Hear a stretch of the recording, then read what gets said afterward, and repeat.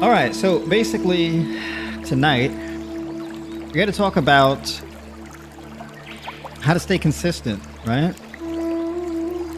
And it's not a matter of motivation, really, right? Like when you're trying to stay on track with your journey, your wellness journey, whether it be dropping body fat, building muscle, reversing a chronic illness, whatever your goals are, right? It's not really about motivation. Like you can hear a motivational speech and feel pumped up momentarily. It doesn't really last long. But you have to have something that's more sustainable set into place. And one of the best ways I've found to really sustain that is immersion. People who are the most consistent are always tapped in to whatever they're trying to be consistent with. They're immersed in it, right?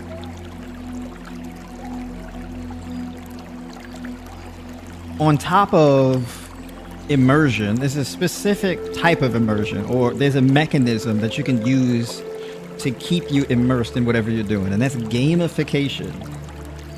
Right? How to gamify your journey. Luckily, I was blessed with a set of parents. Big shout out to Mama Do, who really invested in something early on in my childhood for me, called video games. Video games was how I developed my propensity for gamification, right?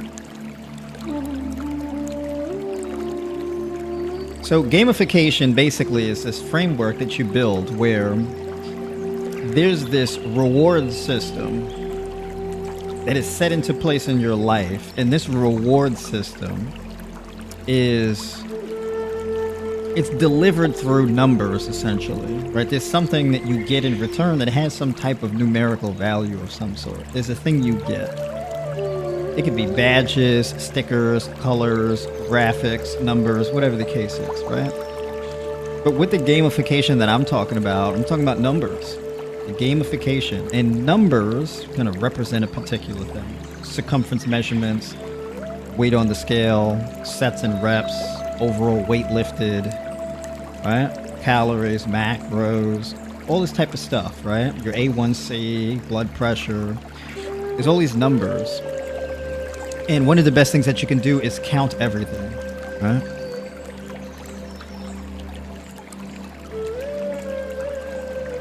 And that's one thing that is core to the gamification experience. So early on, I was like a big fan of like RPG games. RPG games, you got to go and collect an item, you got to do a puzzle, and then when you collect the item and you do the puzzle, you can pass on to a next phase in the game, right? And you have these long-term goals and short-term goals. The long-term goal is beating the game, right? But the short-term goals are what keep you in. If you had a video game and it was just all centered around the long-term goal, but there were no short-term goals, the game would just be unbearable, right? It's kind of like you can have a video game where it takes you 2 hours to beat the game. But like there was no stage 1, stage 2, stage 3, or level 1, level 2, level 3. It was just one level, and it took you 2 hours to beat. There were no checkpoints in between. There was no demarcation to where one point ends and another begins. This is a straight line from start to finish with nothing in between. That's brutal, right? And one of the biggest mistakes that people make is you have a long-term goal. There's no short-term goals. The short-term goals are not clearly defined, and the short-term goal can't be like your long-term goal. There's got to be something else. You got to put some meat on the bones of this thing. So video games have a thing called side quests. You have the main mission, the main objective, but then there's these tributaries that branch out in different ways. Right? These are called side quests. The side quests and being immersed in completing the side quests on your healing journey, this is what gets you to reaching peak health. This is what gets you to where you really want to be. It's the side quests. There's a lot of different things in between that you can achieve on your journey. So for example, let's say you want to lose 60 pounds. So you can say, well, my short-term goal is I want to lose 5 pounds incrementally. Okay. What else is there to the journey besides losing the weight? I want to improve my blood pressure. Okay. What else do you want to do? I want to improve my A1C. I want to improve my insulin sensitivity. Okay. What else do you want to do? I want to build muscle mass. Okay. You want to build muscle mass. What else do you want to do? I want to get stronger and lift more weights. Okay. It's that. What are some of the other things, right, in your journey that you can tack on? And then there's the physical aspect of your wellness journey, but a large part of your wellness journey is your mental and emotional and spiritual health.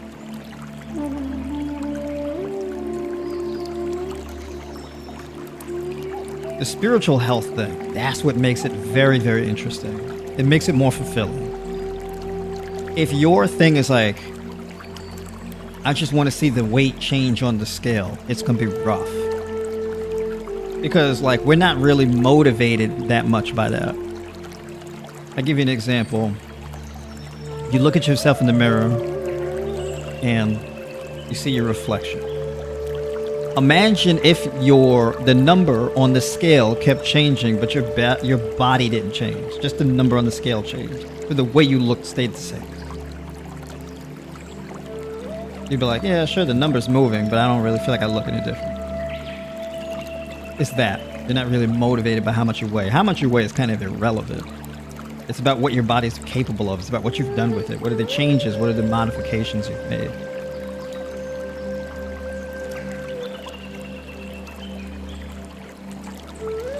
I've did a lot of different iterations of this message of count everything. Not just your weight, but count everything. Circumference measurements of everything, right?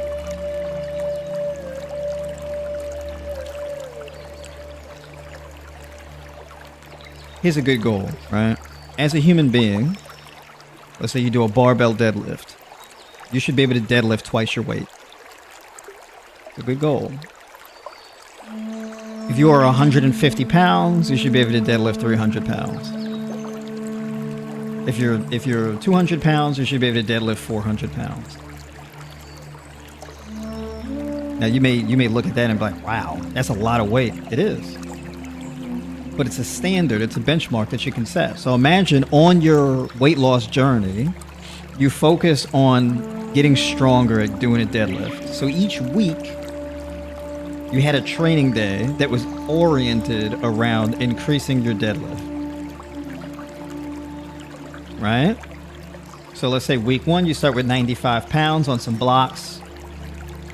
Right? Week 2, you move up to 105. Week 3, you move to 115, and you keep incrementally moving up. Imagine how much weight you'll be able to deadlift within a full calendar year, or at the end of a calendar year. It'd be very impressive. Right? How many miles can you run unbroken? Maybe you want to focus on improving your long distance run. So you improve your ankle mobility, your knee, the health of your knees, your cardiovascular stamina, all this type of stuff. And you can work on these things and you can improve the amount of miles that you run. Or you can improve how fast you run. You can do that too. So you can start adding on these physical attributes. And a big part of video games is increasing your physical attributes. Video games typically have things like defense, strength, power, range, intelligence, charisma, these different characteristics. Right? So you have a character in the video game, and then in the game you have all of these different characteristics. And one of the things that you don't really particularly want to do in a video game is you create a character that's very imbalanced. Like the only thing you ever work on is like defense, and then everything else is shot. Right? Or all you ever work on is charisma. And so like your character's very good with interactions with other characters, but in battle they suck. Or, let's say strength determines how much inventory you can carry at one time.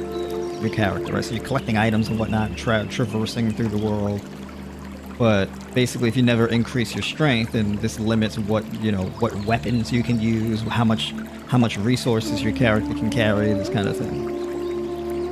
right? So it impedes your gaming experience because this strength limitation really blunts the gameplay. It may sound kind of silly if you don't really play video games, but there's some valuable nuggets in there. Just playing video games over the years. I don't really play video games much anymore. I'm kind of salty about how video games are nowadays. It's not like how it used to be. Now it's becoming very repetitious. It's kind of soulless now. It's not. There's a little bit of a lack of creativity now. So you have creativity on a downtrend, and you have technological advancement on an uptrend. So things just look better, but they don't have the same level of creativity they used to. When we had more technological limitations, there was more creativity to fill the gap. And you know what? Maybe I just feel that way because, like, you know, I want things to be the way that they used to back when I used to play video games, and I feel like it's just different now. So maybe I'm just a salty old man who just doesn't like the fact that things have changed.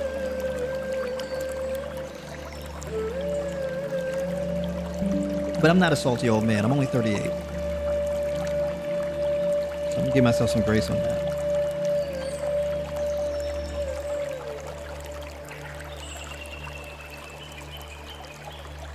So it's good to journal, and it's good to give yourself a score. Here's how you can apply this in your life today. Just watch. This is a Fitbit. Right? And I have a Fitbit app. In my Fitbit app, it shows today I walked 8,728 steps. I've got 87 zone minutes. I got 3.89 miles. And I've burned a total of 2,374 calories today so far.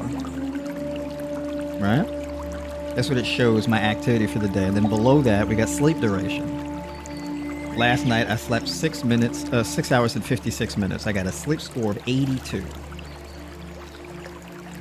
Right? Now, if we can tap into that,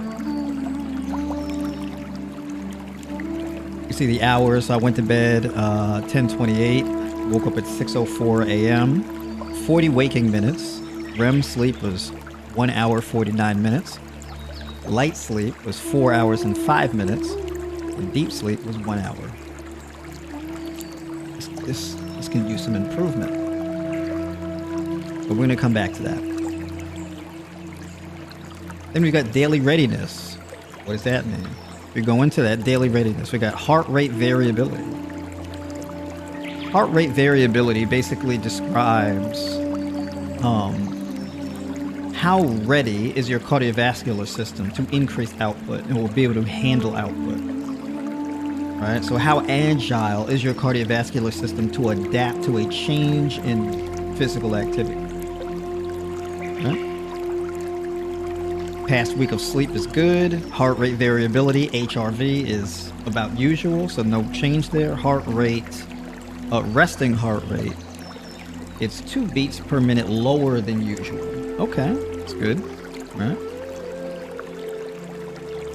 Now, interestingly enough, right, so basically before I continue to anything else, if we're going back to sleep duration, let's say my goal, I want to consistently be able to achieve an hour and a half of REM sleep and an hour and a half of deep sleep. That means that I have to have 3 of my resting hours go towards REM sleep and deep sleep. It's a good goal. How do I do that? Instead of going to bed at 10:30, for example, let's say if I went to bed at 9 o'clock, 9:30, right? Let's say if I went to bed at 8:30 or 8 o'clock, if I get to bed earlier, I can get more of that deep sleep in. Because the REM sleep is good. It was an hour and 45 minutes. It's that deep sleep. I'm going to bed too late. So the later you go to bed, the less deep sleep you get. Go to sleep earlier, you get more deep sleep. The reason why that matters is because your deep sleep determines recoverability, learning capability, mental focus, neuroplasticity, you know, basically your ability to learn, all these different types of things, right?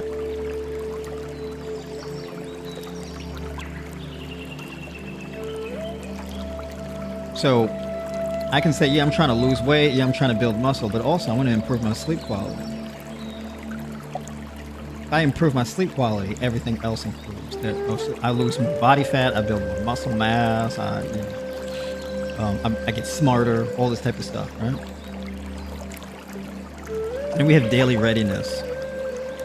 Well, how can I improve my daily readiness? Well, a big part of improving my daily readiness is getting better quality sleep. So I got a 70 on my daily readiness. So that's a score of high. So this is like a cool thing, right? It kind of gamifies my life already in the Fitbit app. Then below here, we got cardio load. So my cardio load today, I have a target range today of 1 to 23, because you like a score of like 1 to 23. I got a 78, so I'm way above my range as far as cardio load. So it logs my workouts. So I go on my watch before my workouts and I set the workout mode and this type of thing, right? So I log my workouts, 99% logged workouts, and general activities 1%, right? Walk at 9:34 a.m., cardio load was 58, and strength training at 8:35, cardio load was 19. Right? And then there's this bar here. It tells you whether you're undertraining, you're training just the right amount, or you're overtraining. For me, I'm overtraining. So I should probably do a bit more. I should probably ease off a little bit, right? Because I've been going at it.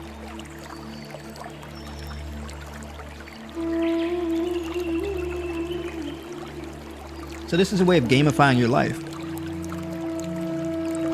Now you can do this with an Oura ring. You can do this with a Fitbit. Things like this. You have like these smart watches and things like that. They monitor your heart rate and all this type of stuff, right?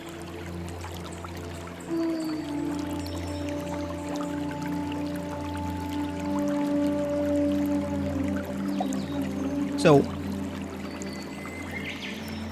this gives you numbers.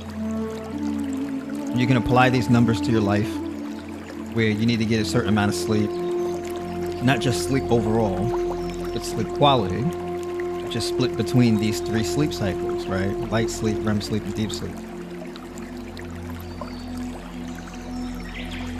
And then as far as your cardio and whatnot goes, right? You want to be able to hit your targets as far as your cardio is concerned.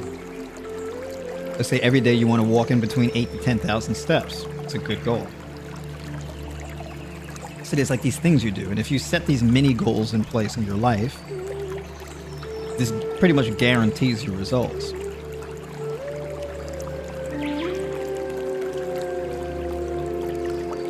Then another thing too can be like, let's say you can add one thing to your life that I like to do. The majority of my adult life, I do like 20 to 30 minutes of research a day on something where I learn a new thing every day or improve my knowledge base in a particular area every day. Spend a little bit of time on it, 20, 30 minutes, right, out of the day. And I do this on a daily basis, every week, every month, every year, for years. This has leveled me up to the point where I can do these weekly live streams and I always have something of value to deliver, even though I've been doing these live streams for years. And people will tune in and they'll listen to me and I'll give them valuable information that they can use to then change their lives. It's like developing a skill inside a video game. You level up, you gain experience points, and then you go to higher levels. So every time I do research, I gain experience points. Every time I go to bed on time, I gain experience points. Every time I do a workout, I gain experience points. The experience points in life, right? Now, if I'm like trying to focus on improving sleep quality, time I go to bed, steps, 20, 30 minutes work of not just exercise or working out, but also mental exercise, learning a new thing or increasing my knowledge base on a thing or my understanding of a thing. I don't have these empty spaces in my life for negative things to then fill in. Nature abhors a vacuum. All empty spaces must be filled. And all empty spaces are filled. And what's interesting is that sometimes we don't even know what empty spaces we have and we don't even know what they're filled with. There could have been empty spaces that as soon as you've had developed that empty space, something comes and fills it right in. You didn't even know it even filled it in. You didn't even realize. That's why checking in on yourself is very important.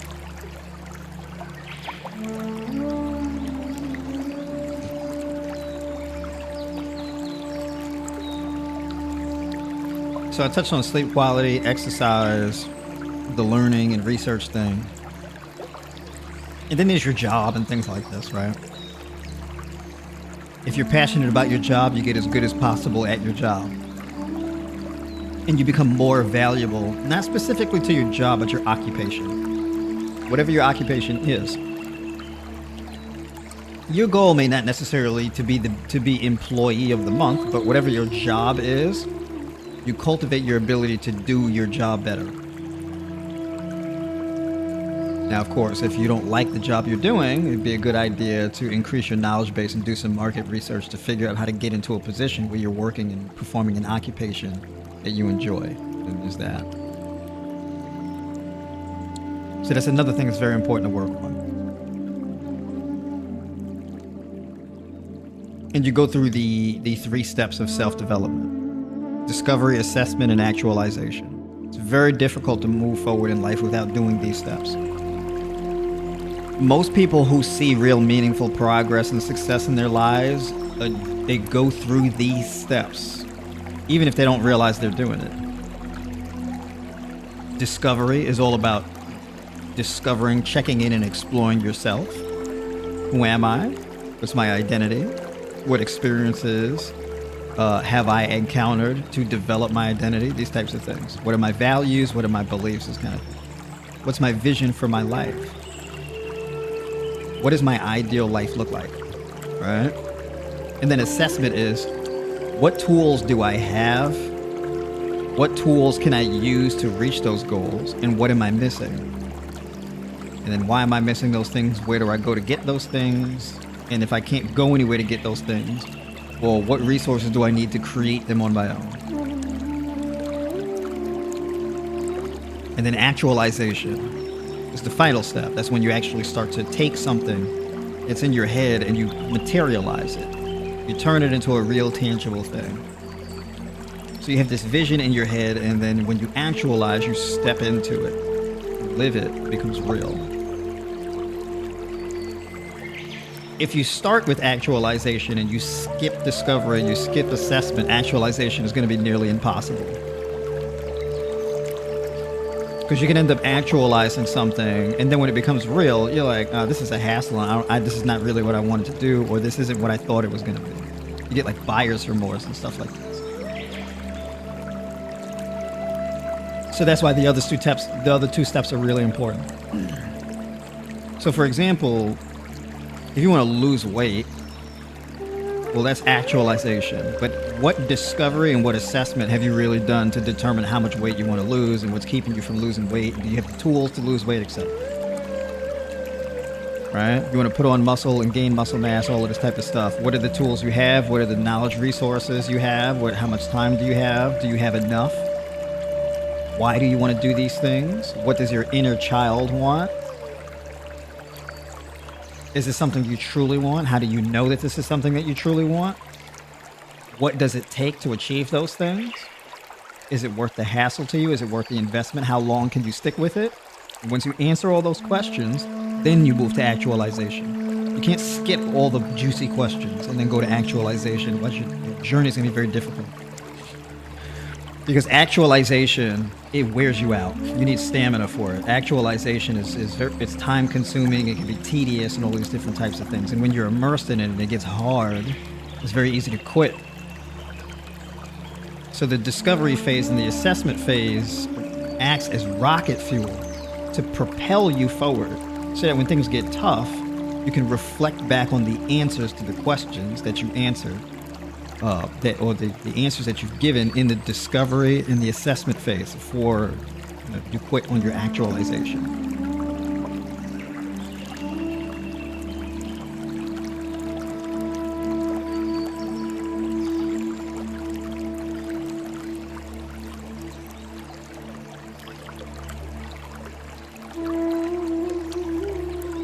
And you can count these things. Video games have puzzles, they have mazes and things like that. And it's like the questions coming up with the answers to the questions, like puzzles.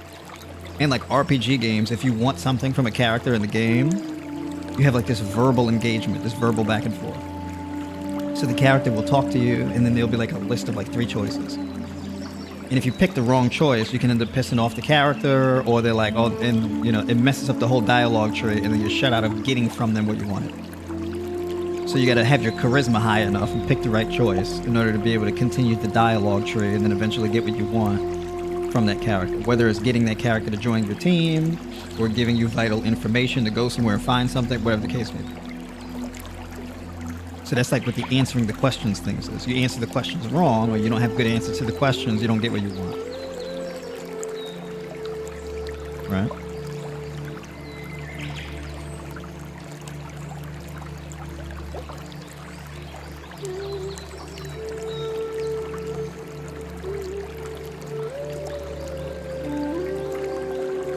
Number 3 is the spiritual journey.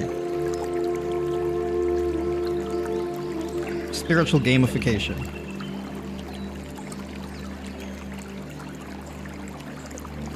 Spiritual gamification looks a particular way, right? Like a big part of gamification is it's the graphics, it's the vibrant colors, it's the sounds, it's that stuff, right? So for example, people have like Discords, and you can earn badges and do cool like custom made emojis and all this type of stuff. It's kind of like how the spiritual journey is. The spiritual journey enhances the experience of everything. You don't go through the spiritual journey, you don't really develop like a thorough appreciation for the journey. Without the spiritual journey, if you just have goals on paper, it's like I'm just going to point A to point B, and all you care about is just getting from point A to point B. And then when you get to point B, when you achieve your goal, it's like, oh yeah, this is kind of cool. But it doesn't feel revolutionary. It's supposed to feel a certain way. It's supposed to be a massive chemical reaction on the journey. It's supposed to be really immersive and vivid. It's like video games with good graphics. You're in this big open world. There's weather, there's a day and night cycle, there's just, the graphics are just super immersive and intense. You're like, wow, look at that. The sunlight's hitting things, there's all this crazy detail and whatnot. Just big open world, right? The graphics are crazy, the sound design. I remember, I played Call of Duty in like my early 20s. Right? I would get together with my friends online, we would play Call of Duty and just shoot each other, right? Shooting people online. And it was just hours of people just shooting each other in this game, Call of Duty, right? It's like some military shooting game. And you got these 2 teams that just try to kill each other. It's just match after match after match of just people shooting each other, right? It's kind of weird. And you shoot somebody, and you know, you kill them, and like there's like points and numbers and stuff that come out of their body. And there's like experience points that go plus 50, 100, whatever, right? And then all the points add up, and then you get this thing, and you can like call in a plane, and then you go from like shooting people, and then you can bomb people, right? But anyways, that was the game, right? Call of Duty's not really that appealing to me anymore, because I don't view it the same as I did when I was in my 20s.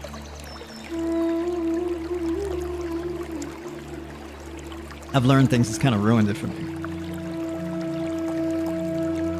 But in playing that game, I got this headset. And the name of the headset were called Turtle Beaches. That's what the headset was called. So basically, you can play video games and like the sound just comes from your TV.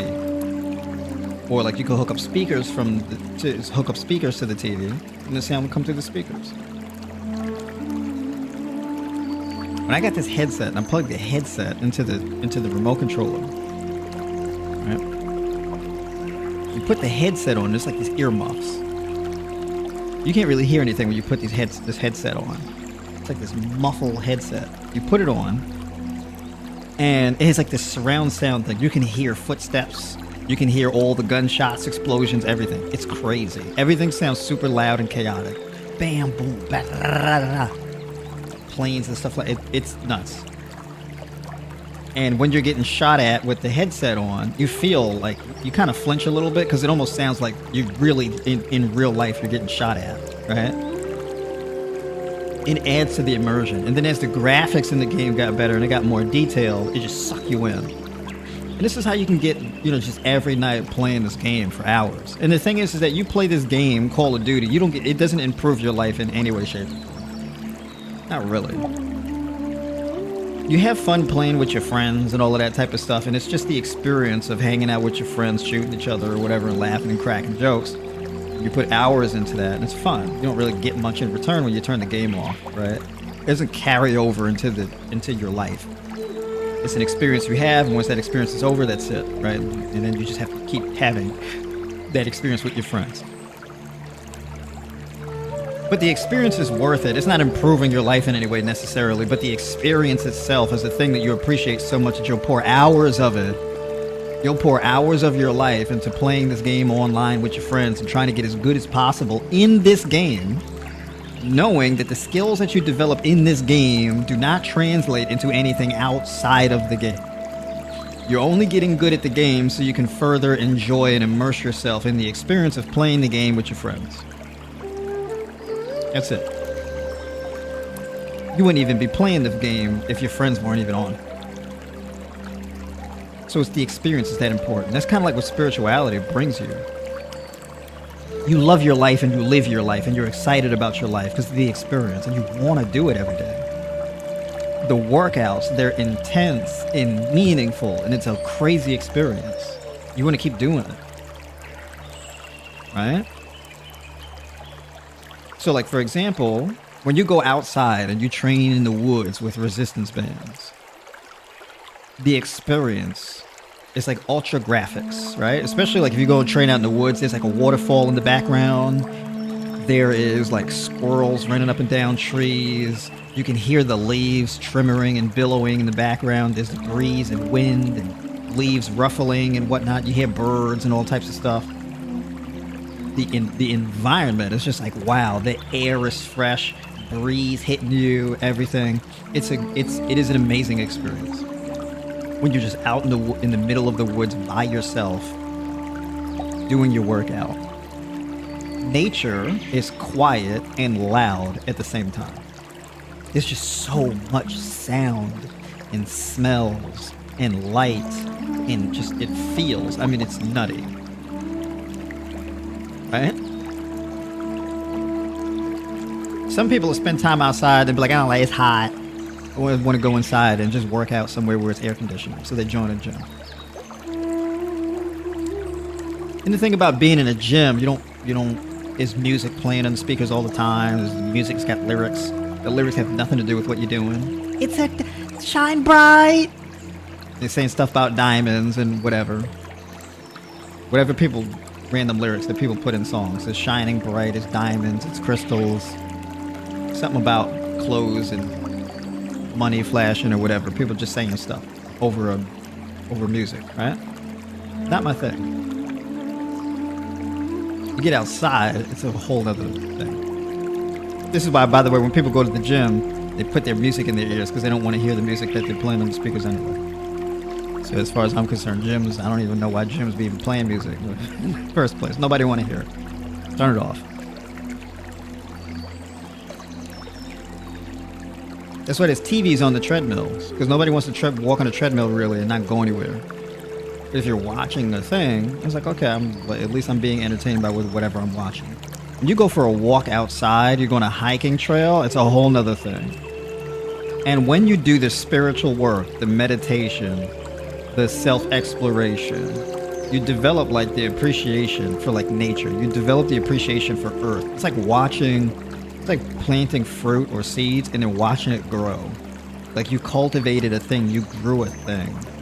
And you get to go on this journey with it.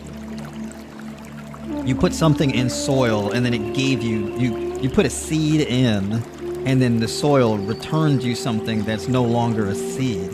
It's something else now. It's phenomenal. right? You see like a little green tomato, and then it like grows and gradually expands and it becomes orange. It goes from being like green and tiny, then kind of yellow and a little bit more yellow, and then kind of orange, and then a deeper orange, and it gets bigger and bigger, and then it's red. And you get to see that happen. And every day you get to see the experience of it evolving, turning, it's growing this thing. So you get this big old juicy tomato, right? Or whatever you grow. A strawberry, it could be anything, right? And when you have a stronger sense of spirituality, you're able to immerse yourself in life to the point where you can have this deep experience by yourself, but you don't feel alone. Like when I go out in the woods and train, I don't feel alone. Because this life, I'm surrounded by life. I'm not really alone. And there's peace, there's excitement, there's support, there's all these feelings that you get. It's a nutty feeling. You can't really experience all of that though if you don't have like any type of spiritual development.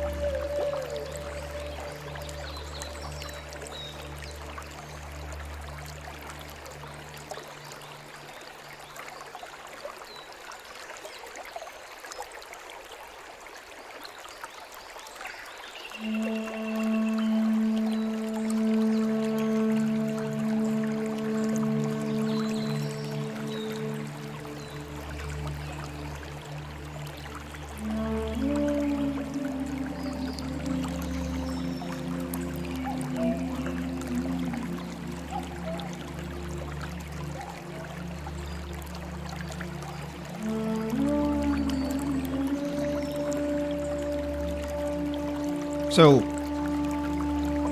you take your physical metrics, and you take your spiritual metrics, you merge them together, and you get a completely different life.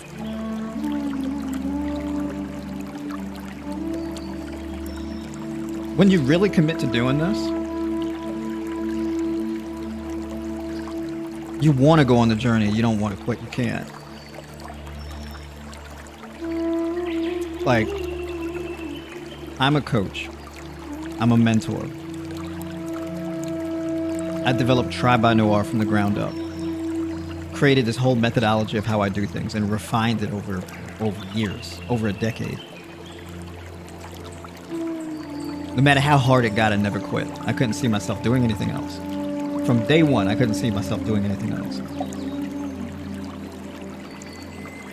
From like 2014 onward, I was locked in. I didn't want to do anything else. I couldn't imagine it. Even till this day, I don't have a desire to do anything else.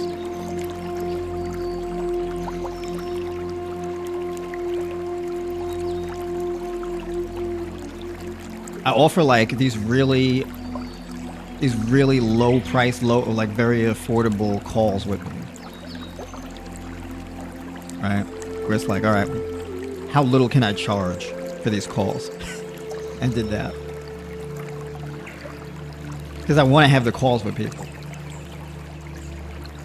To the point, I'm not trying to maximize profits. I'm trying to maximize the connections and what I give to the community. So I want to talk to more people.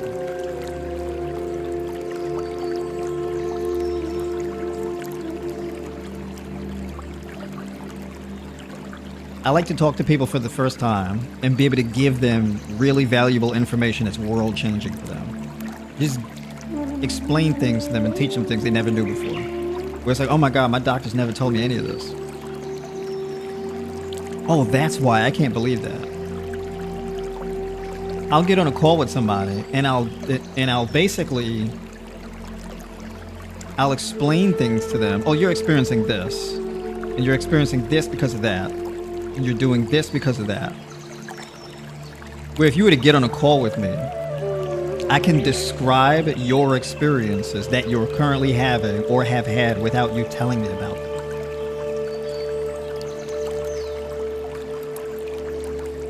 And to see the look on somebody's face when you do that, it's like, I didn't tell him any of that. How does he know that? It's the experience of the journey. That's a result of getting the experience points. That's the gamification. The more calls I do, the more I learn, the better my understanding becomes.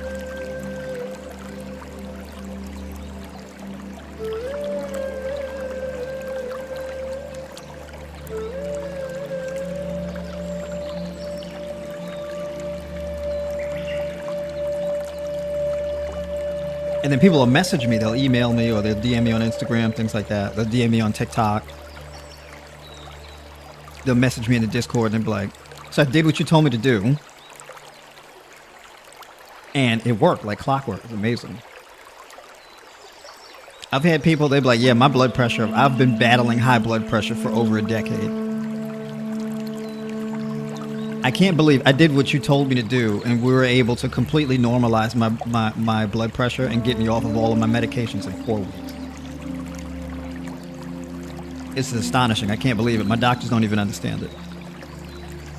Stories like that is why I put in all the work that I've been putting in. That's why. That's what motivates me.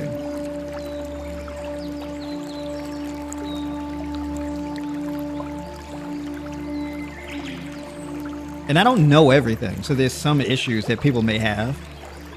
I don't have enough experience with it to really know how to fix it because it's such a rare experience that a person is having. But I'll research it. I'll be on the journey with them. And we'll be figuring it out together. And then we get answers over time.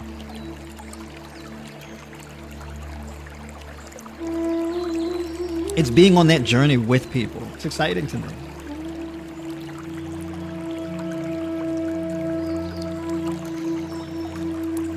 And so over the years, I've been able to have a really high success rate with things that people don't really typically talk about. Lupus, Guillain-Barré, Hashimoto's, hypothyroidism, MS, IBS, leaky gut, gut dysbiosis, fatty liver disease, kidney disease. I'm able to have all of these successes with people and put people on the right track, give them the answers that they need to be able to take their life back, get off medications, all this phenomenal stuff.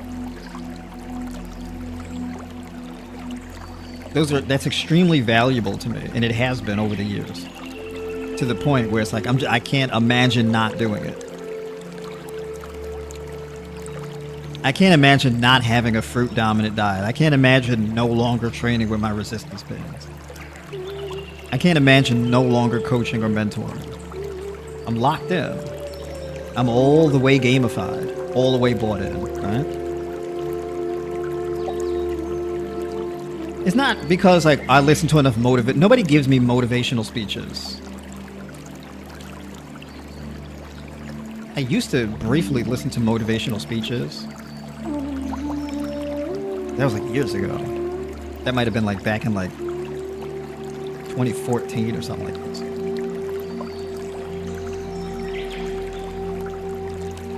But like motivational speeches are not really that interesting to me. I'm not really that interested in particular in motivation.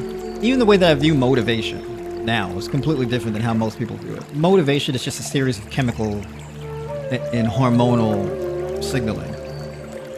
And it makes you feel a way. Right? That's really all it is. You'll feel more motivated if you make better food choices, you drink your herbal teas, and you go to bed at an earlier time. You'll wake up the next day and feel more motivation. If you take more rest days from training, let's say even like you take a week off from working out, and you get more sunlight, and you drink your herbal teas, and you eat more fruits, you get to bed earlier, your motivation will increase. You spend more time outside, motivation will increase. You get more electrolytes like potassium and magnesium. You get more manganese and more B vitamins in your diet. You're better hydrated. You get more motivation.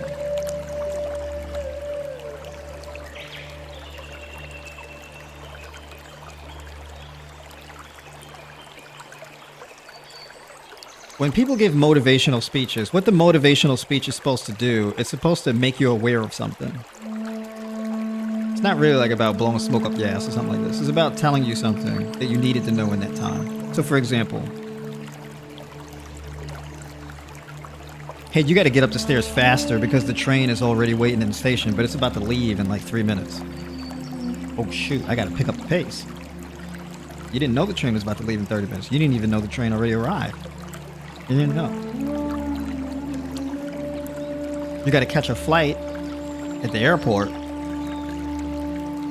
say the flight is at 9 a.m., you're like, oh, well, you know, I'll get to the airport at like 8 o'clock. So that means I got to leave my house at 7 o'clock. Or 6:30, or however. Well, actually, they shut down these lanes or whatever, so now you got to take the long route. You got to take a longer route. That route is extended by like 25 minutes. Oh, so I got to leave earlier. So now you're motivated to leave earlier. Motivation makes you aware of something that is like a tangible, real-world condition that you have to respond to. It creates urgency. Makes you pay attention.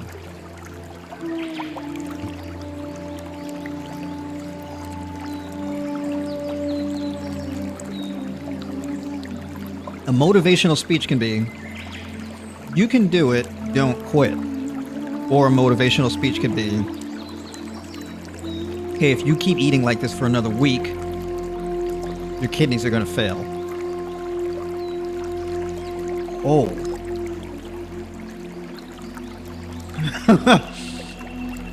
Both of those could be motivation. One is positive, one is extremely negative. It'll motivate you.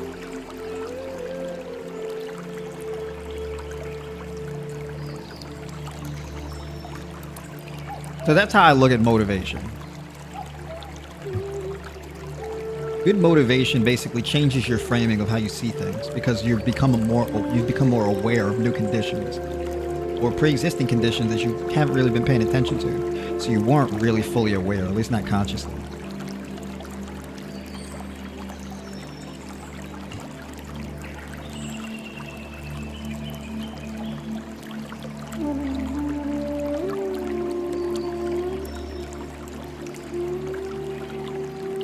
My motivation is reframing.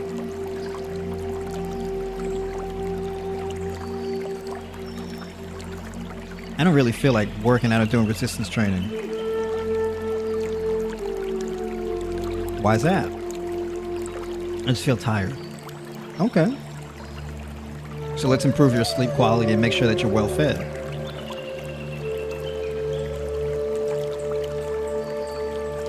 You don't think I should just push past and just work out anyway? Well, no.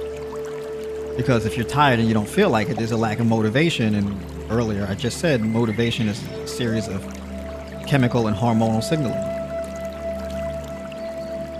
So we want to alter the chemical and hormonal signaling in order to create the motivation in you that we can then use to deploy in the workout. That's how I view it.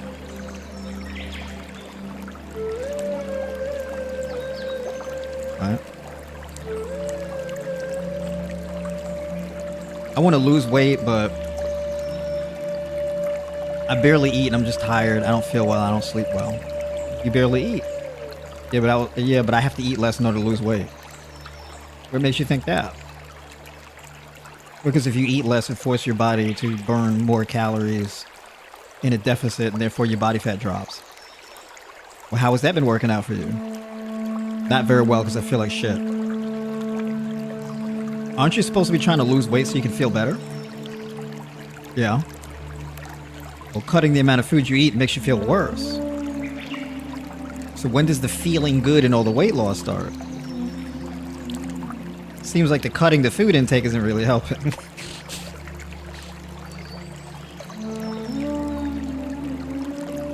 Well, what should I do? You should eat more. Yeah, but if I eat more, I'm going to gain weight. Well, it depends on what you're eating more of. The reason why they tell you to eat less in order to lose weight is because they tell you to eat less under the assumption that the foods you've been eating are poisoning you. It's creating a lot of waste in your body, and the waste is stressing your body, causing you to gain weight. So they tell you to eat less of it. They're basically just telling you, hey, consume less food poisoning. But what if you just ate more foods that didn't accumulate waste and food poisoning? So you don't have to eat less, you just have to change what you eat. In fact, you should eat more. Food is not some burden that you got to cut out because it's a nuisance to your body. It's not what food is. Food is a resource that your body uses to operate. If you have less resources for your body to operate, what do you think your body's going to do?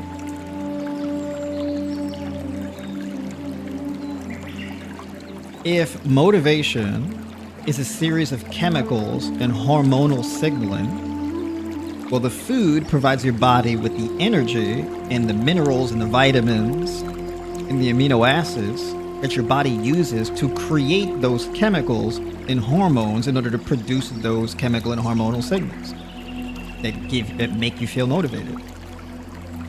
So how do you improve your motivation and you're cutting your food intake? Even to go to sleep, sleep requires chemical and hormonal signaling. If you're deprived of food, you feel tired and wired and anxious and miserable at the same time. You can't go to sleep. So you're tired, but you're wired. You're restless. So you're tired, but you're staying up till 2 o'clock in the morning scrolling through your phone because you can't go to sleep. You may even have heart palpitations. You need to have the hormonal balance needed in order to go to sleep. So it's ironic, right? Just because you're tired doesn't mean you're gonna go to sleep. That's not really how that works.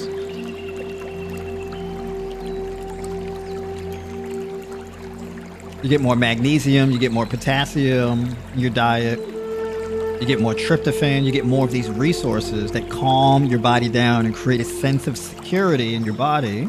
Your body can chill out and you can go to sleep. Your body has a one-track mind. The only thing that your body cares about is not dying. That's the only thing your body cares about. Everything your body does is to prevent dying. That's essentially what that is. Your body does not care about six-pack abs. Your body does not care about growing your calves, growing biceps. Your body doesn't care about any of that stuff that you want to see in the mirror. Your body does not care. The only thing your body wants to do is prevent death. That's it. That's all your body cares about. If you reduce the amount of resources you give your body, you essentially put your body on a tight budget. Limited resources, you got to pick and choose. You want to grow that muscle, or you want to maintain adequate blood sugar so you don't pass out and die. What do you do? If you are food deprived, your body is going to be up and awake. You're like, why is my body keeping me up and awake? Well, because you're underfed. And so your body wants you to stay awake so you can go find some food.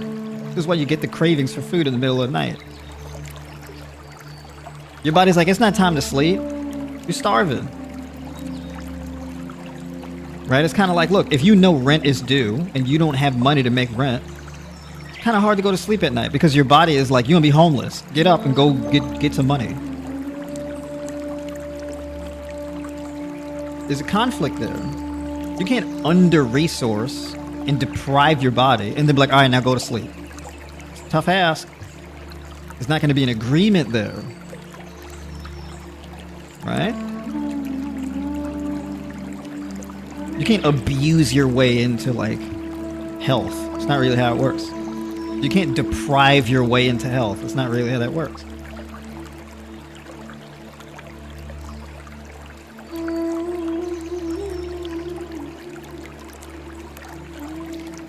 Now you may hear that and be like, man, that's motivating. But what I just told you is that's not a motivational speech. I'm not telling you, hey, get up, you can do it. You just got to work harder. That's not at all remotely what I just said. I don't give motivational speeches. I don't. Here's the material conditions. This is how it works. And this is what you need to do in order to get it to work how you need it to work. And it's nothing to do with motivation. But getting that information may give you answers and clarity that may motivate you. Okay, now that I understand how this works, I can successfully go and do it. It's that.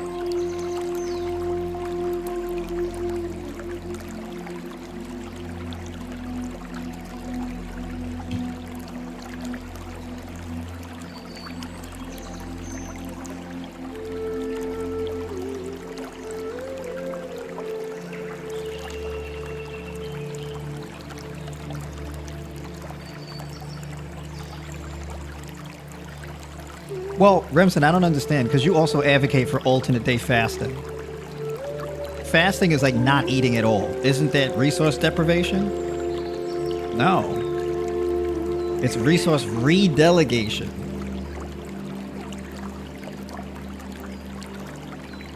Right? You fast this day, you eat more than you usually do the following day. It's just resource delegation. You're going a longer period of time without eating, but you're not underfed.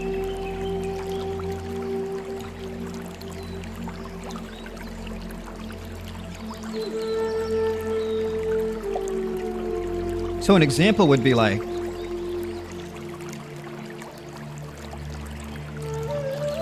you have two people, one makes $120,000 a year, and the other one gets paid $120,000 a year.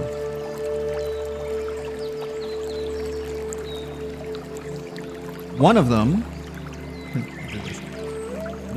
both of them make $120,000 a year, but one of them, they get paid every month. One of them, they get paid every quarter. So one person, they get 12 paychecks, the other one gets 4. Still $120,000.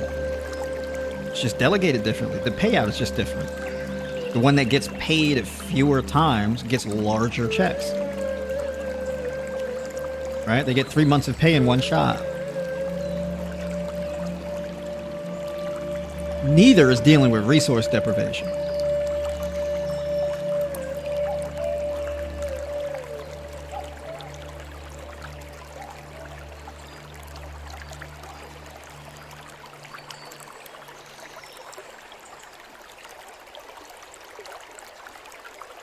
Now, the interesting thing about the alternate day fasting is if you have two people that make the same amount of money, but one gets paid more frequently than the other, the one that gets paid more frequently, they get used to the money frequently coming in. The one that gets larger checks, but they get paid infrequently, they have a different set of circumstances. They have to be more aware and diligent about budgeting. So they get this huge lump sum up front.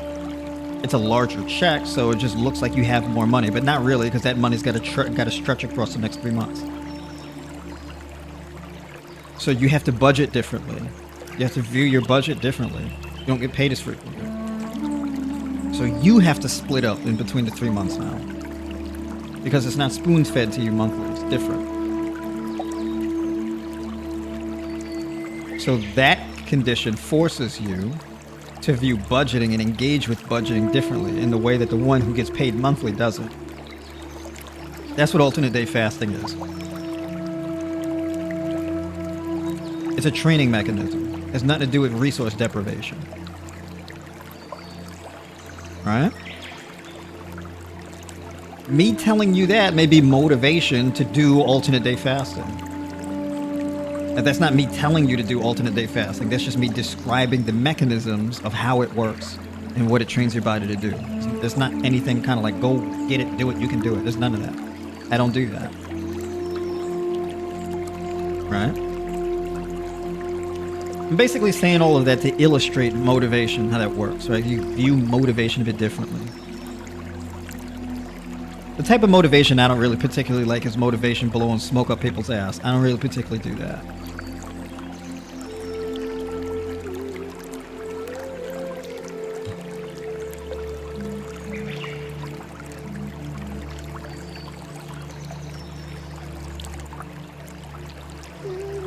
Now, for me personally, and I don't know if this is how everybody thinks, but my assumption with everybody that I talk to is that they have what it takes to achieve what they want. Everybody that I talk to, my assumption is that they are capable of achieving what they want. They just got to be pointed in the right direction. That's it. All of you are completely competent. You can achieve whatever you want. There's nothing wrong with you. You can do whatever you want. And I view you the way I view myself. There's not really much of a difference. So when people are like, "Oh wow, you've learned so much and you have this talent for this and that," I'm like, I don't really have anything you don't have. Not really.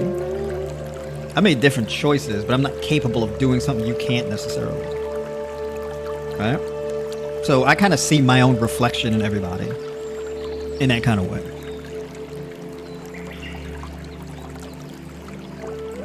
I don't have to motivate you to convince you that your goals are worthwhile. You're smart enough to know, right? The only thing that I am really doing is giving you answers to the questions you have, the things that you've indicated to me that you don't really quite understand. It's not due to anything you lack, it's that you can't know everything, just like I can't know everything. There's things that y'all bring up to me I've never heard of. Someone on the previous stream last week, they brought up to me, what's that called?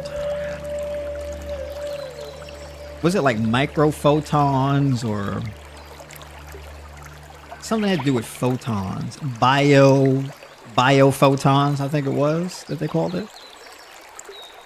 And biophotons, my understanding is that organic life forms have the ability to create small amounts of light. And it's biophotons. I always view that as bioluminescence, right? Like how a jellyfish can like light up in the sea, like in the ocean, where you can go deep enough down into the ocean where it's like pitch black, but you have like living beings like jellyfish and stuff, and they're capable of like bioluminescence. Their body emits light. It's crazy, right?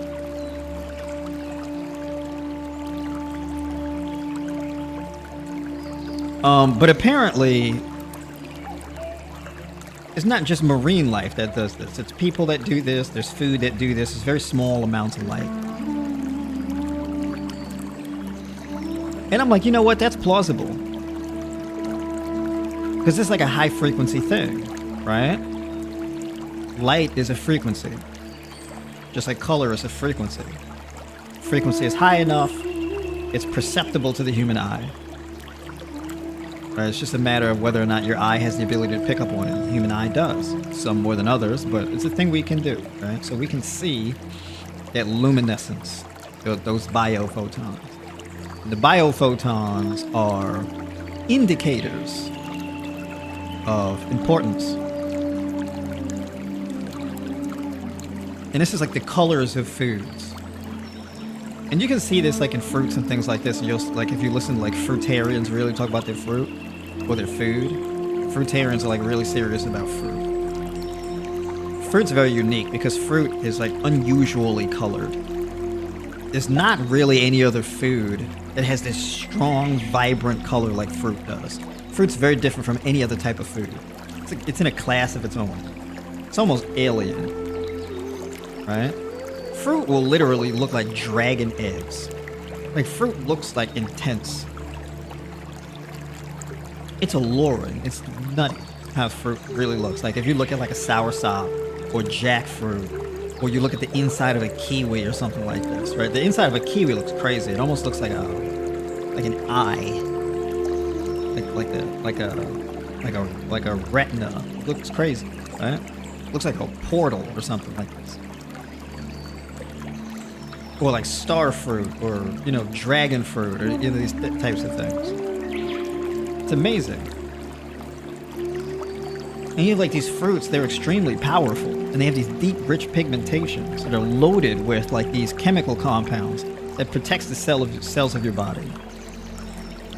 So people are like, is it really possible to build muscle eating fruit? And I'm like, yes. Because fruit, it facilitates the process of recovery and growth because they literally contain powerful antioxidants that protect your cells from being destroyed. You don't need as much protein because you don't have as much protein breakdown. There's less breakdown, there's less catabolism. You have these foods like these fruits, and it's a completely, the rules for a fruit-based diet are completely different. The rules are completely different. It's not just calories and macros, and it's much different. These are chemical entities. These are high vibrational chemical entities. It's an entirely different thing. You eat them raw, you don't have to cook them or nothing. It's unlike any other kind of food. You can pick it straight off the tree or the vine and just eat it as is. It's just ready as is, unlike anything else. Right? And there's a major lack of appreciation for that. Where you have people like, oh, fruit is just sugar. Are you insane? It's just sugar? It's like one of the most ignorant statements you could possibly make. Like, we're just going to hand wave all the other aspects of fruit. We just dismiss all of it. of sugar. It's insane. Oh, we got to cut sugar out of our diet. When you say you had to cut sugar out of your diet, what do you mean by that? You hear people say things, and it's like, you know, we live in a society where we like massively overlook extremely important things.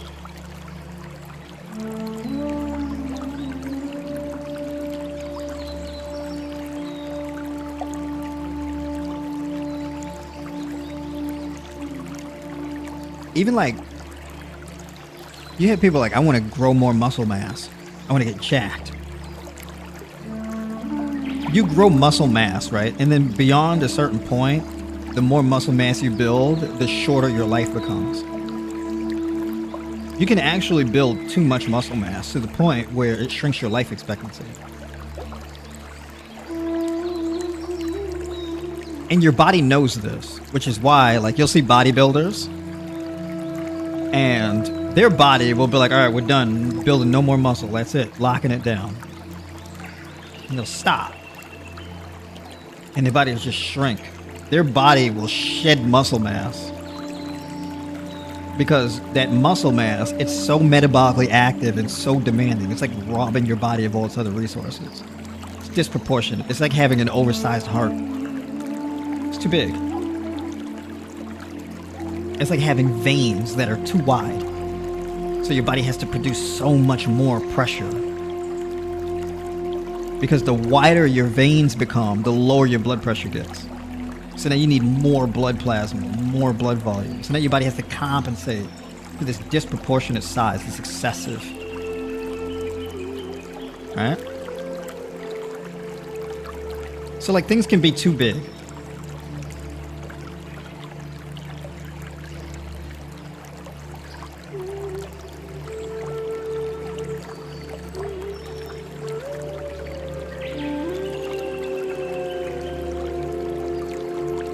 So, you know, we like to see, we go on Instagram and we see abs and we see glutes and we see back muscles. We see all these muscles and bodybuilders and we're like, man, we want to get in shape. We want to look like those people in the magazine. And your body is maybe like, not like that. It's too much.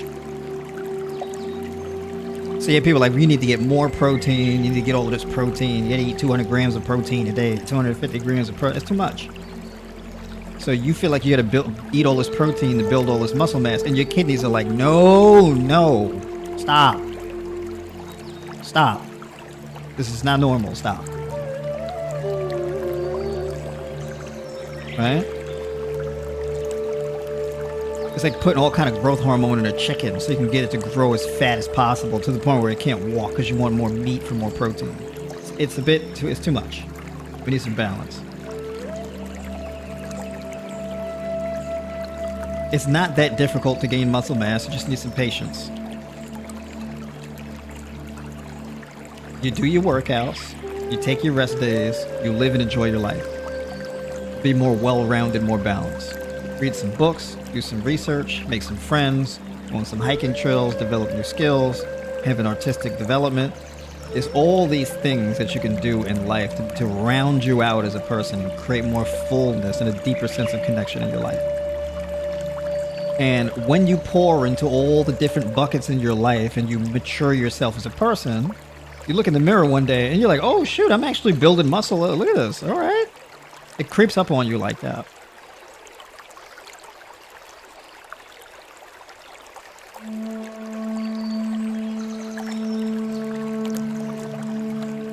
The times in my life where I had the most progress with muscle growth was when I was not focused on muscle growth. I was focused on like, I just wanted to go to the gym and work out with my friends. I just wanted to go to the gym and put more weight on the bar. I wanted to put that extra 5 pounds. I wanted to get those little 2.5 pound plates and put them on each side of the bar. And I want to hit an X amount of reps. I wanted to hit a PR.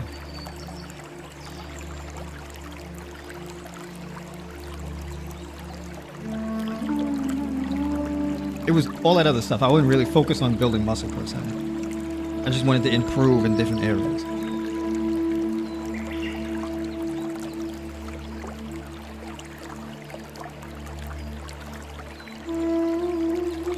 the way that I was able to get a really strong back squat was by focusing on hip mobility and ankle mobility. So I got really deep into like mobility exercises and mobility drill. I was really, really diligent about mobility. And at that time where I was the most focused on improving my mobility and my range of motion, that's when my squat was the biggest. That's when I could move the most weight. I gamified it. So I'd take like this backdoor route to my goals. Like if you want to build a successful business and make a lot of money, the goal is not to just be hyper focused on making a lot of money and maximizing profit. If your focus is on maximizing profit, you're going to be a terrible human being. Because the pursuit of money turns you into a terrible person. It just does. It makes you greedy. It makes you into like this weird lizard person. Right? Or some stuff like, when I say lizard person, I mean like, you'll watch a bird sitting on her eggs, and you're just waiting for the moment for her to get up and leave those eggs so you can go and eat her babies. Not because like you hate her or want to hurt her. You just want to eat the eggs. It's this lizard brain. Hey, look, I just want to maximize profit. I'm not trying to be malicious to you. I just want to make more money. It's that's that lizard thing. I don't have any kind of feelings about it. It's just how it is. It's that, right? You develop that kind of mentality, you become a type of person that's a smarmy kind of person that people don't like. That's my framing of like the pursuit of money. It's a very toxic thing, right? People will say, oh, that's a mentality of brokies or whatever. And I'm like, you can say that all you want, but the times in my life that I've had the most level of financial success is when I stopped pursuing money. So all of these people who act like, oh, only broke people say that. Those are broke people saying that. The most successful people are the ones that don't chase money. They just genuinely want to be better at what they're doing. They want to be as good as they can get. They want to be able to produce something that's better. And they're always trying to make it better, trying to dial it in. How can this be more valuable for people? How can this be easier to use? How can I explain this better? It's that. The money you get is just like a side effect of the other work you've done. It just flows in. You don't got to worry about it. It just comes to you. That's what that financial success is. Like, that is the key to financial success as far as what I know. It's the same thing with your health goals. It's the same thing with spirituality. The goal is like, oh, I want to become a spiritual person. That's not... Nobody really becomes a spiritual person. It's not really how that works. Like, for me to develop more spirituality, I didn't like, oh, I'm gonna sit with my legs crossed, I'm gonna do my fingers like this, and then I'm gonna do like a deep moaning sound. And I'm gonna have sage burning. It wasn't that. None of that was my spiritual journey. That's not what that was. It wasn't me reading any kind of scriptures or anything. It's not what that was. It's not like a brand. I could be in practicing certain spiritual practices. You wouldn't even know I'm doing it. Like even now, right now, this is a spiritual practice.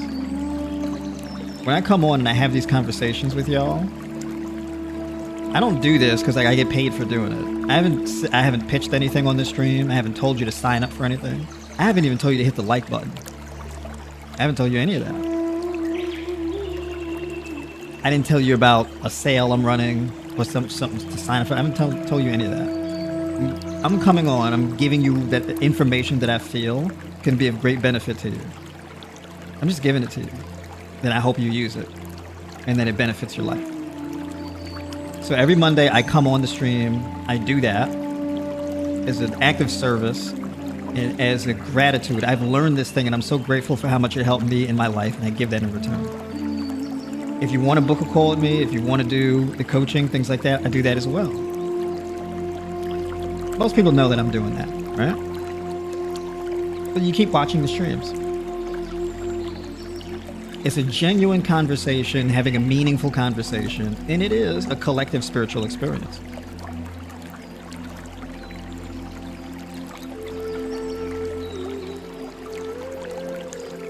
If spirituality is defined as cultivating a sense of connection, if spirituality is defined by a language of our, we, and us, as opposed to me, mine, as a singular entity, right? Because spirituality is defined by the language.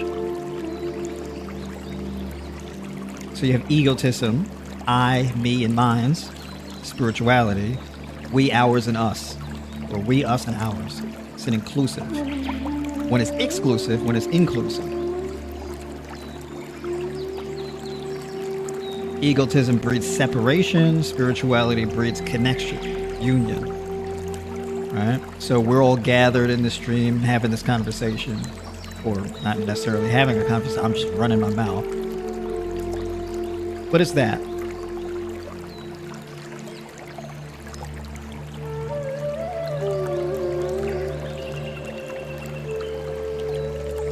You may have some people and they're like, well, you don't want to give away too much information. I'm not concerned about giving away too much information. I never had to worry about it. I never will worry about it. I don't withhold information. Never had to.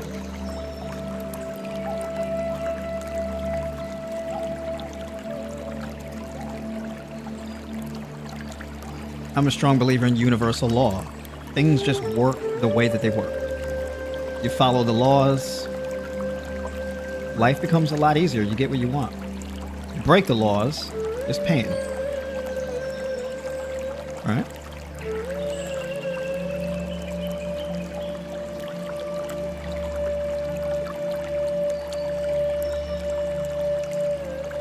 That's a very valuable thing to listen. You may hear that, and that's very motivational. Circling back around to gamification. The way that you gamify your life is every time you show up to one of these streams, you get experience points. Right? It's kind of like in a video game, there's always a spot in a video game that you can go to and you can farm the spot for experience points. I kind of use my streams as that. We're like, all right, Monday night, I'm giving out experience points.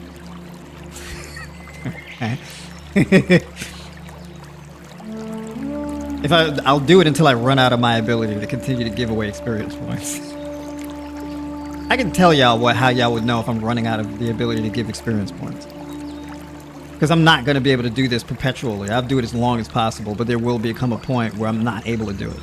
Like I don't, because there's only one Monday and I can't do it, right? But I do it as much as possible. Like at one point, I used to give consultation calls for free. I wouldn't charge for them, and I had to stop doing that. I didn't want to, but like I was forced to stop doing it. Because what would happen was people would sign up for a call and then not show up. And I was like, wow, the disrespect, right? So now people have to put skin in the game. It's not free anymore. Now everybody shows up.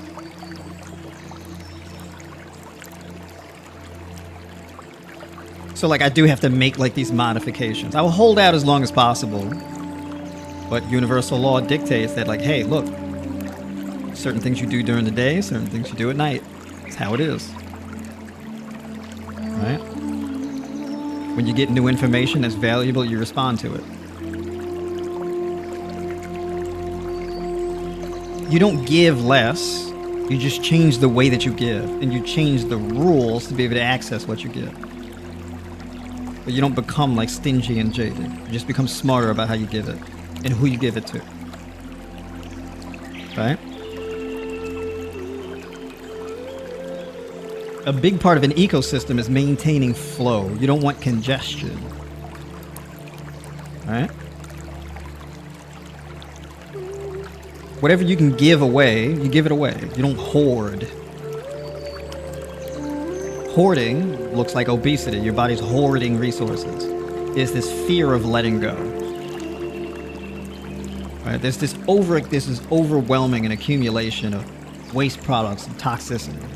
A big part of it is letting go. But in order to let go, you need the comfort to do so. People struggle to lose weight because their body is uncomfortable with letting go.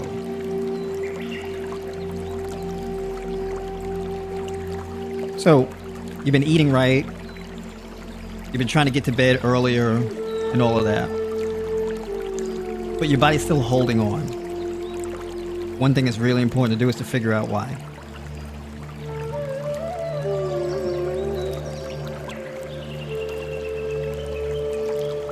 This is me giving you a side quest.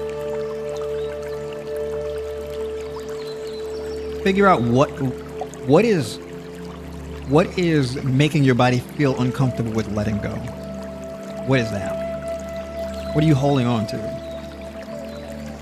What are you you're holding on grip to your life? What are you holding on to that you can just let go of, but you're just not comfortable with letting go? What is that?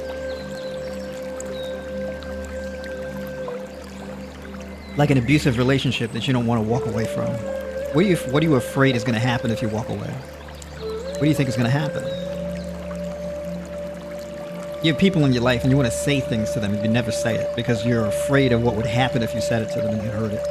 How would they respond? You're afraid because you don't know how they're going to respond. It could be that. You're holding on to something. There's this reservation. There's a hang up. What is that?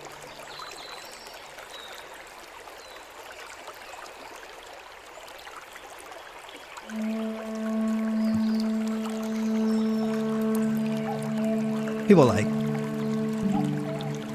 I went to college,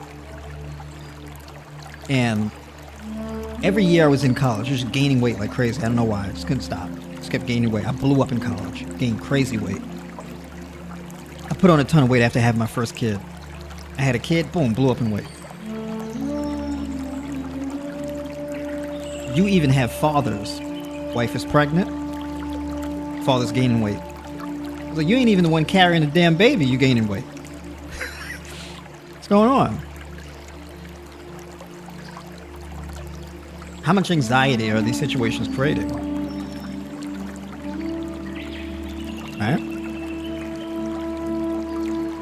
I always make this joke about if I had a kid, the stakes in life just became real high. Because now my life is no longer my own. My life belongs to my kid. It's like how the human body, the only human body wants to do is keep you from dying. Just do whatever you got to do to prevent death. That's the only thing your body cares about. You become a parent, you have a kid. It's like, look, primary objective number one, keep your kid safe. Make sure your kid has a good life. Make sure your child is covered. That's it. And you'll hang yourself trying to do it, if that's what it takes. Right? It's going to create some anxiety.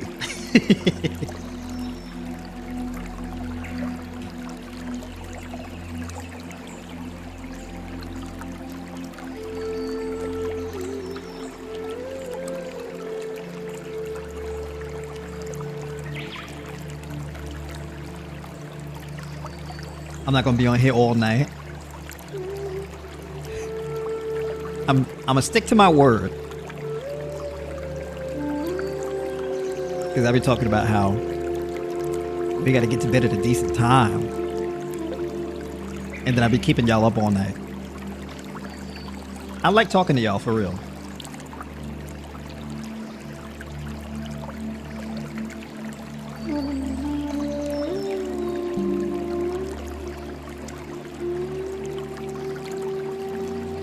If I wasn't streaming right now, I would have finished eating this an hour and a half ago. This bowl takes me 10 minutes to eat.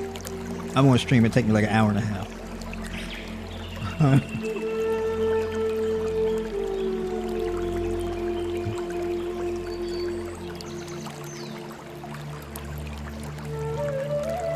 So we had to get deep tonight. So, as always, much appreciated. Appreciate everybody for tuning in. Let me check in with y'all in the comments.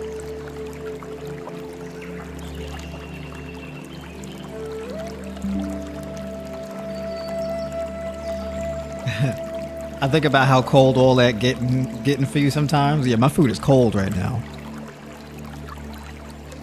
By the way, Tyson, that was you that told me to talk more about the biophotons, right? Was that you? And then you asked me to talk about it last stream. So I was like, all right. when y'all ask me to look into things and whatnot, I actually go and do it too.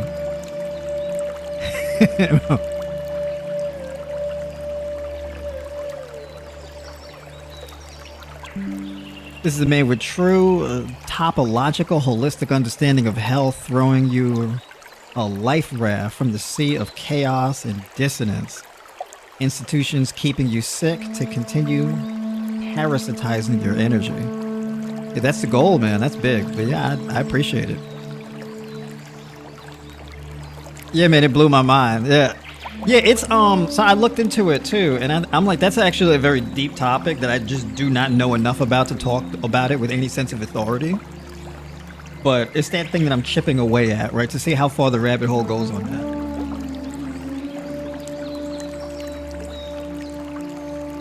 We know it exists. I previously knew it as bioluminescence.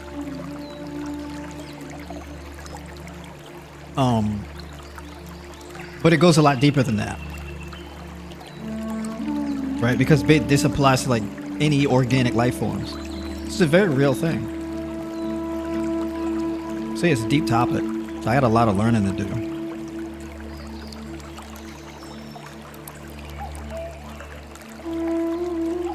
Where you said through diet though, it comes back under control.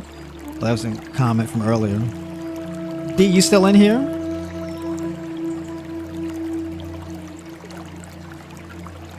We said that's a great question for Coach. I did not think it's possible, but I strictly followed the tips and menu, and I've reversed my diabetes. Only issues now are with stress and steroids from having asthma.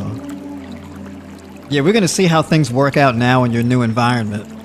Because I think now with you in a new environment, escaping environmental toxicity, that should be like the key pivot point in your life right now, where pretty much all those issues get resolved. That's what I'm banking on. Have you ever had a client with diabetes you couldn't help reverse? No. No. Full diabetes reversal takes longer for some people than others. So, like everybody who I've had with diabetes issues, we've been able to make progress. But it's just a matter of the time it takes and how long they stay on the plan. But they've all had progress. I've never had anybody where they had like diabetes and we didn't make any progress.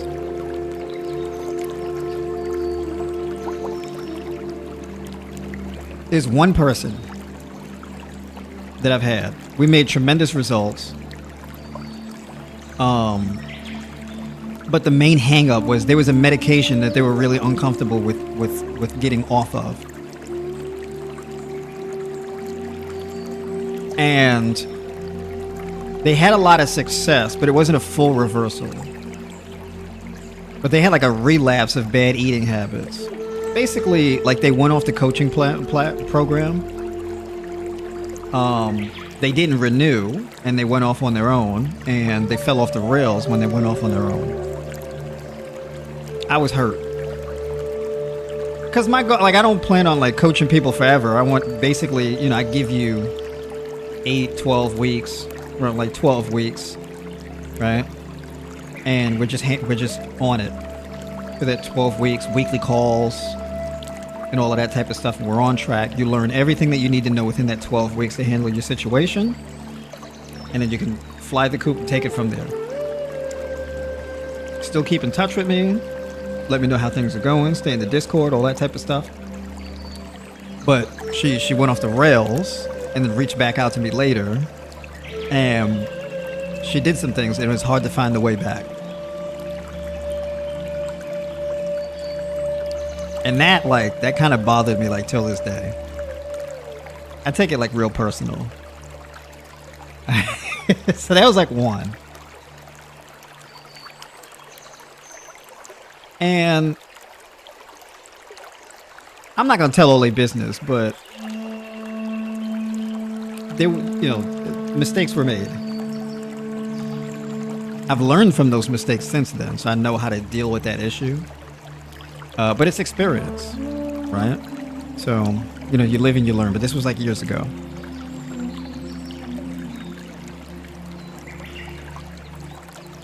So if they were to come back to me now, knowing the information I know, oh, they would be like a complete turnaround.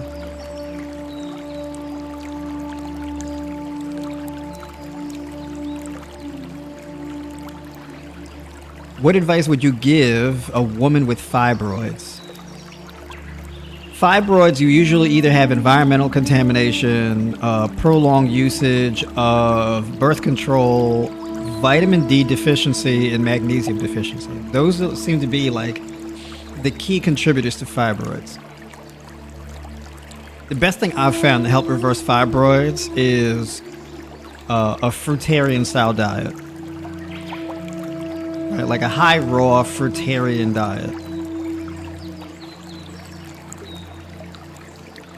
That's been the thing I've had the most success with as far as shrinking fibroids.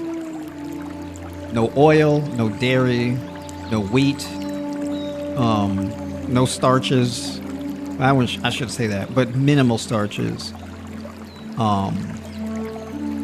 Your dietary fats, if you get dietary fats, it should just be nuts, seeds, avocado, coconut.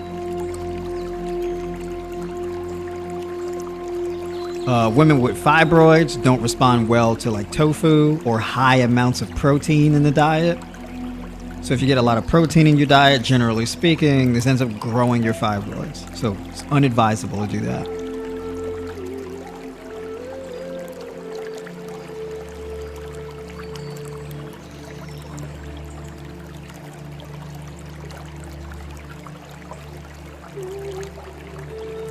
Like my diabetes, got off 3 meds for the diabetes alone and other meds for other problems. Thank you for Coach for getting me off 18 meds.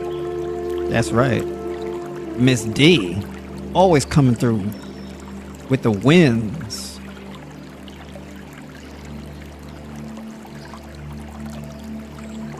That's right. Miss D is one of those highly evolved people. She's one of those people who she has like a type of wisdom that takes like multiple lifetimes to develop. It's very interesting. You'll have people with like really, really deep multi-generational wisdom and they're not really aware that they have it. Because it's so normalized for them. It's in their spirit. It may not be a whole bunch of like technical knowledge, but it's old wisdom. It's a bit different. Wisdom is applied science, basically. Right? Like wisdom is like a mindset. It's a state of being. It's a heightened level of intuitiveness.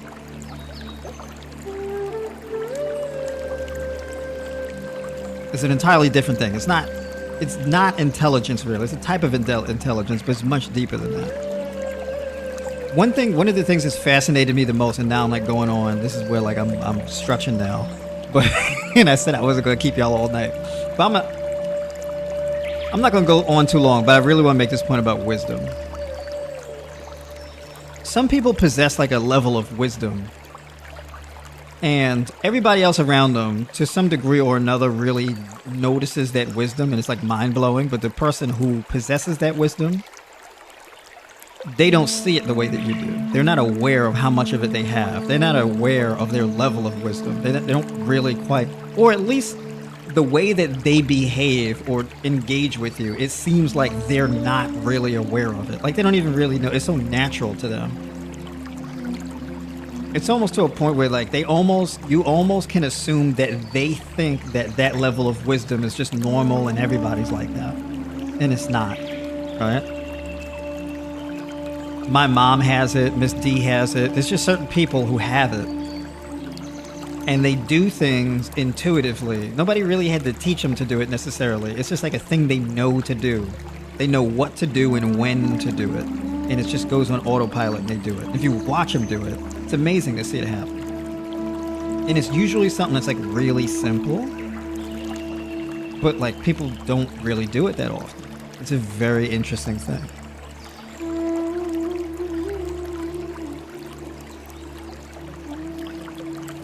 I was explaining intelligence versus wisdom to a 14-year-old client 2 days ago.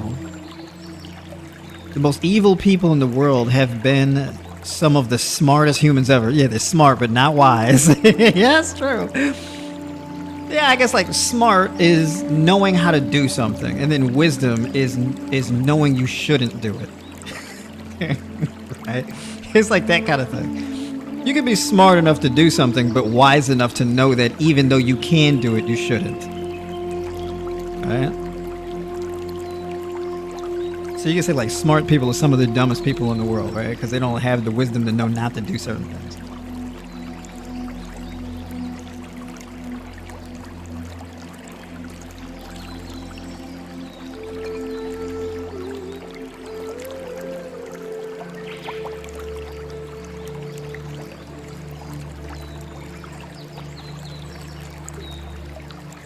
Or dolphins being some of the smartest creatures, yet seen with evil tendencies they love so much. Yeah, I know dolphins. I don't understand. I don't get it. You think, oh, dolphins, they're so cute. And they like torturing animals and stuff, or like bullying. It's weird. You're like, what's that about? That's so bizarre.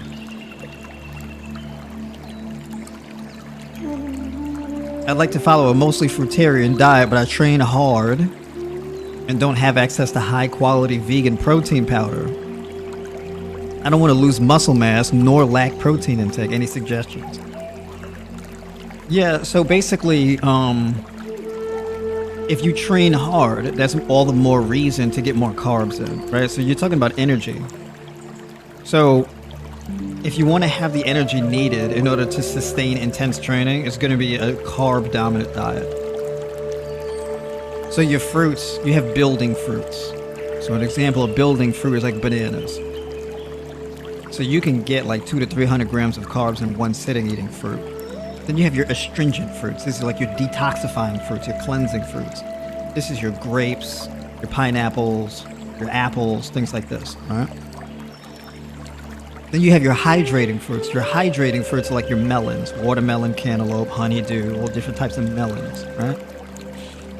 Then you have your medicinal fruits. These are like low glycemic, very pigmented,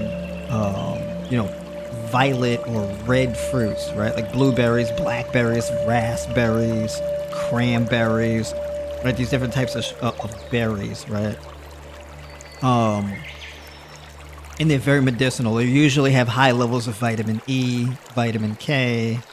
They tend to have violet colors. They have very, very rich in polyphenols. Things like resveratrol. They contain high concentrations of these things.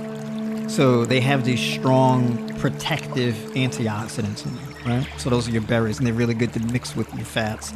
Like, for example, like coconut yogurt, or chia seeds, flax seeds, hemp seeds, these types of things, right? Walnuts, these types of things. So like when you follow like a raw fruitarian diet, it's good to keep in mind the different types of categories of fruits and what to implement in your diet. And then also you have your building foods. They're not building carbohydrate foods like bananas, but they're like your nuts and seeds, like your avocado, your nuts, like hemp seeds, your pumpkin seed kernels, your sunflower seed kernels, almonds, cashews, peanuts, Brazil nuts, these types of things, right? These are building foods. These are foods that possess like the minerals that are needed in order to bring together and materialize new cells, right? So these are foods that are rich in like selenium and zinc and manganese and phosphorus and things like this, right?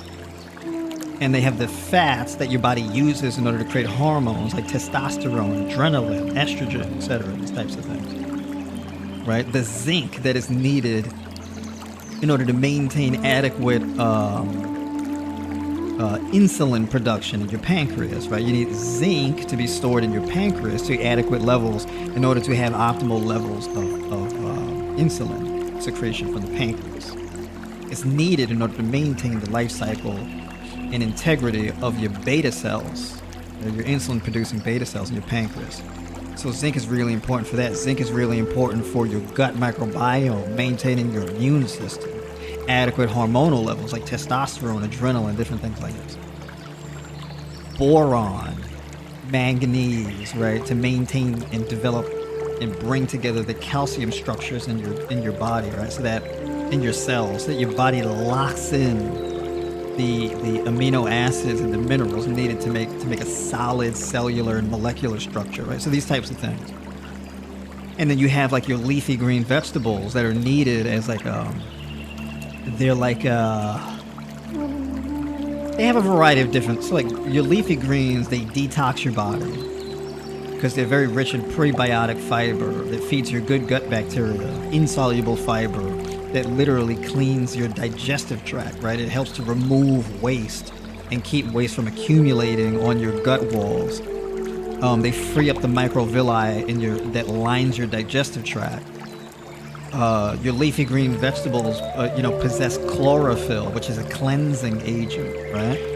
They provide tremendous amounts of vitamin K, right? And vitamin K basically converts into vitamin K1 that converts into vitamin K2 in your gut, which is extremely important for hormonal production, maintaining a strong immune system, a responsive immune system, right?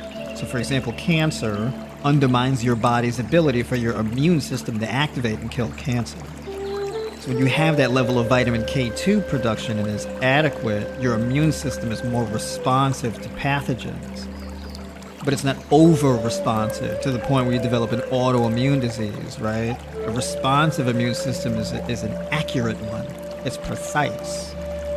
So you need your leafy green vegetables for that. Your leafy green vegetables are very rich in your polyphenols, your alpha carotene, your beta carotene, your tannins and things like that, and it has a cleansing effect on your body as well. So your leafy green vegetables, they're not like a source of energy necessarily, but they're like a maintenance mechanism. They're medicinal, right? And so when you hit all of these different areas in your raw diet, that ensures that your body operates in peak health. So it's not really like about protein powders and things like this. It's really about just maintaining a well-oiled machine. Now there's that. Now for me, I advocate for more of like a high raw diet. So you don't have to swear off the food because it's cooked. So for example, I'm eating, this was lentils. This was lentil soup, right?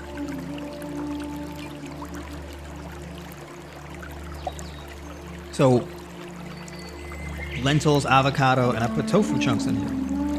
This is like my only cooked meal I had this day. All my other foods today was like fruits, nuts, and leafy greens. Fruits, nuts, and seeds, leafy greens. This is like the only cooked meal I only have like one cooked meal in a day. I don't really eat more than one cooked meal in a day.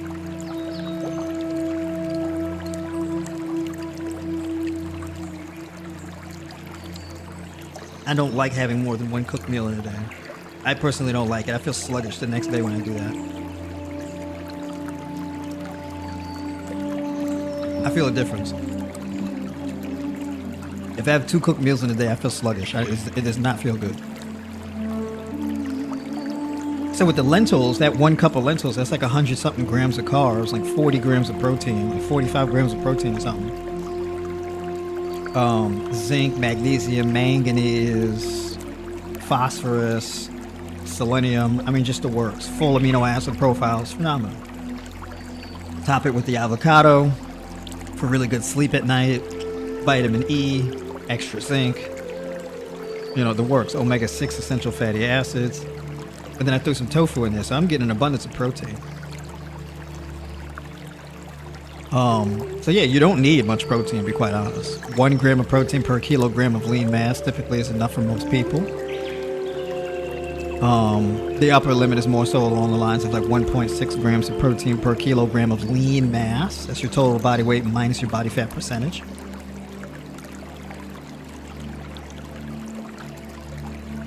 And then your herbs. So for example, this is basil tea, and the tea I had this morning was burdock root. Burdock root in the morning, basil tea before or after the last meal of the day. And that's it. All right? And then juicing. Juicing is phenomenal. 32 ounces of juice. I juice a bunch of grapefruit and tangerines and melon and whatnot. Grapes and whatnot. Until I get 32 ounces of juice. Boom. And for the fitness folks, you can juice a bunch of fruits, so you get 32 ounces of juice, and then you can put like 5 grams of creatine in there. All right, you could do that on a daily basis. So there's a lot of different ways to do it.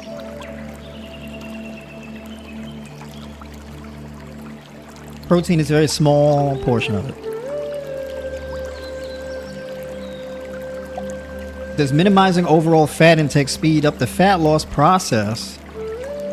Would this fat intake hinder muscle growth if all the other macros are on point? Yeah, so basically, generally speaking, your fat intake should be anywhere between 15 to upwards of like 30%.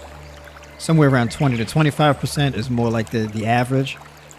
If you are insulin resistant, struggling to lose weight, diabetic, then you would want to decrease your fat intake to in between 10 to 15% of your macros in order to ensure the increase in insulin sensitivity. Okay. Doing that will actually give you more energy and power the muscle growth process. Just to make sure that you're well fed and you're eating enough carbs. All right.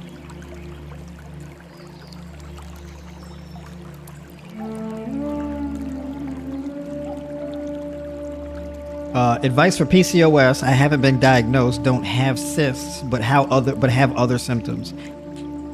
Yeah, so like PCOS essentially is when you have those cysts growing on your ovaries, right? It's polycystic ovarian syndrome. So if you don't have the growths on your actual ovaries, I don't know if I'd call it PCOS. If you have other symptoms, it depends on what the symptoms are. Like, is your testosterone and estrogen disproportionate, meaning your testosterone is excessive and the estrogen is actually at a deficit? Are you growing like extra body hair, or you growing like a little light mustache, right? A little peach fuzz in the chin? Is it that? Is it a struggle to build to drop body fat, where like you're storing a lot of body fat around the midsection, but kind of have like skinny arms and legs? It depends, right? More broadly speaking, I think the thing that would yield the best results is something that decongests your liver.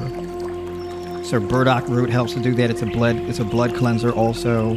Having more of a fruitarian diet helps to improve insulin sensitivity. So when basically, you reduce the starches, you reduce the fats, the saturated fats and things like this in your diet. You get rid of the excess protein in your diet. This significantly increases insulin sensitivity, improves your sleep quality. When your sleep quality improves, you get more hormonal balance and things like that could correct the issue. All right, now we're 2 hours in. Let me stop. I'm holding y'all up. I gotta get to bed too. But I appreciate everybody tuning in. We get to one last comment. How do you time full day fasting around workouts? How is MPS is still ongoing while fasting without optimal timing? And can you leverage drinking your own juiced fruits and veggies on those fasting days? Yeah, so like fasting days for me are not training days. I don't train on fasting days. If I'm doing like alternate day fasting, I'm training like every other day. Fasting days are more so for recovery, reflection, learning, things like that. The fasting days are a setup for the full days of eating. That's usually what it is for me. So it's a great way for me to modify, my workload. So on my fasting days, it's not like a hardcore day. It's not an intense day. I do a lot of learning on fasting days. I do a lot of prep, a lot of planning, a lot of reflection on fasting days. Cardio is walking on fasting days, so long walks, hiking trails, things like this. Meal prep on fasting days, so I can prep for the following day of eating and things like that. So that's how I go about my fasting days. All right. Last thing I'll say is this. I dropped a lot of information on y'all today. Talked about a lot. A lot of it was centered around self-development, lifestyle development, and all that. You may have a lot of other questions. You can get on a call with me and get direct answers to your questions that you may have. All right. So there's a link in the description of this video to book a call with me. All right. You get a full hour and we get to answer all the questions you have. And then also, if you want coaching or anything like that, you want coaching support, personalized plan, things like this, weekly calls, whatever the case may be, that's in the 12-week mentorship. So you get access to all of my courses, guides, weekly coaching calls. You can also get personal diet plan and training plan. That's in the 12-week mentorship. There's 3 tiers. You pick which one best suits your budget and what you're looking for. All right. So having said that, I will catch y'all on the next Monday Night Raw. Bless up, y'all. Get to bed.